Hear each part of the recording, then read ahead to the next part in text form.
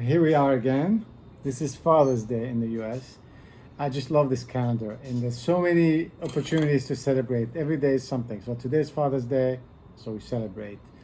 I got the girls to volunteer here to make dinner, so they made this beautiful paella, and we thought, and it made sense because it was also recommended in a recipe that a good Rioja would go with that. I know it sounds a little bit cliche, but these things sometimes do work out. So we do have a beautiful Rioja with dinner tonight. This is a Rioja Alta, which is the region and it's the property. This is a combination of several properties. This is the Gran Reserva 904. So it's a 2009. 904. Anyway, Rioja Alta is a property that was started in 1890, and in 1904, Ardanza joined in with them. So that's why the two biggest dates are 1890 and 1904, and the top two wines, the top wine is Gran Reserva 890, and the second wine is Gran Reserva 904, which is sort of how it all makes sense. And then they have a lot of other lesser sort of wines. This Gran Reserva, it's 90% Tempranillo and 10% Graciano. Often these Riojas are not 100% Tempranillo, but Tempranillo is a predominant grape. It's right up there in the elbow of the Ebro River in northern, sort of Spain, just to the west of the Basque country, right next to Lopez Heredia, as the wine we did once before. It's just one of these classic Rioja wines, aged 4 years in used French oak. They make their own barrels. They go first on the 890 Reserva for 6 years, then they're used for this for 4 years, and then they bottle them and they keep them for years in like the Chateau Musard. So right now, you can find the 2011 on the market. So that tells you how long they keep them in bottle before they release them. Anyway, it's just this really classic Spanish high quality wine, and so we figured that would go really well with a dinner, and we can report on that because now this is really after dinner. But here we are. Let's look at the color. I don't know if you can see it. It's dark, but it's kind of brown. It's a little muddy. It's bricky. I kind of like that. We've discussed this before because it just gives the wine more substance. It got that sort of burnt brown, maybe a little bit. What Well, do you guys think? we went almost as far as some dried blood, but Okay, that's we know fine. it's That's not that's very good. No, that's appetizing. good. Dried blood. I like it. The color is more consistent. Maybe just because I don't have that much in my glass, but Yeah. it doesn't change in depth No, from the because sun. I mean, yeah. though it does have a sort of like a water edge to it. Yeah, it is. This is not a very alcoholic wine. It never really is. It's 13.5%.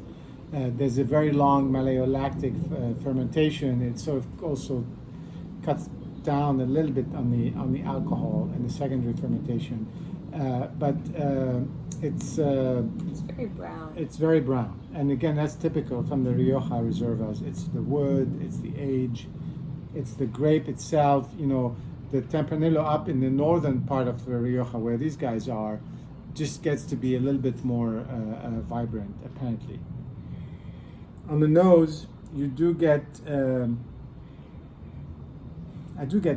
I get that little bit of sort of a dried fruit. A little bit of this sort of dried. Oh, like the fruit leathers. Christmas cake Do you or- ever have fruit Yeah. leathers? Yeah, the fruit Yeah. leather, but not as sweet though, but No, but more that dry. type of- And smoke, a little And it's a smoky. bit smoky. And there was, I think you get the caramel on the nose. Yeah, Sure, that like sweetness is more caramelized. It's supposed to kind of in your face. So it's got that cooked, notion to it again. And you do feel some of the alcohol, although it's not overwhelming. It does come through, which it should, because it's volatile, of course. I just found the smell a little bit thin too, like watery, a little just now. It's not a very strong wine. It's a wine supposed to be, has a lot of layers, but not like knock you over the head. I didn't really like it at the beginning when we first opened it, but I think once it didn't open for a while and we were eating the paella, which was pretty strong, it balanced it out well. It's funny because it is spicy. You do get a low notion of sort of spice, maybe cedar kind of spice, leather, that kind of stuff, and it goes really well with the spicy paella. So it was a good recommendation. It wasn't just a cliche. I think it does really help the whole thing, go down pretty smoothly. What else do you guys have on the taste? I think other warm spices like cloves or No, that's good. Yeah, I like that. I don't know. And we were saying Mommy said cherry. But yeah, a lot of these red wines have that cherry, note in them. And again, the point is not necessarily to enumerate all the different chemical, flavors. I think to just give an impression. What does it remind you of? There's a little bit of citrus to me. A little bit of At the citrus at the end. The finish is very nice, and it's not because it's in the back of your throat, but on your tongue. It lingers on, and keeps making you thinking about it. Oh, what does this taste like? What does this remind me of? So it's just really this amazing combination of flavors, of sensory, sort of emotions with the wood and the leather and the smoke and the spice and the fruit. I mean, and the caramel. Grassiness almost. Well, I don't know.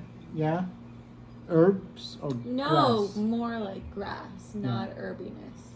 Maybe that's the thinness you Maybe feel. it is, yeah. You're feeling that. I don't really. Anyway, any last words? No, I think It went very well with the paella. Paella. Happy Father's Day. Now you know what I have to deal with. Happy Father's Day, everybody, and we'll see you soon.